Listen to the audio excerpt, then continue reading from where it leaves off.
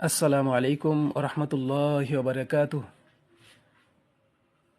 কথায় আছে সবরে মেওয়া ফলে। ধৈর্য এমন একটা জিনিস যা ধারণ করতে পারলে মানুষের জীবন শান্তিতে ভরে যায়। আর অধৈর্য এমন একটা জিনিস যা ধারণ করলে মানুষের জীবনে অশান্তি নেমে আসে। মানুষের জীবনে সমস্যা আসবে, এটাই সত্য।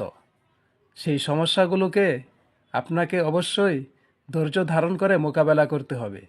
আর আপনি যদি ধৈর্য ধারণ না করতে পারেন, তাহলে আপনি সমস্যা থেকে মুক্তি কখনোই পাবেন না, বরঞ্চ আপনি আরও বেশি করে সমস্যায় পড়ে যাবেন।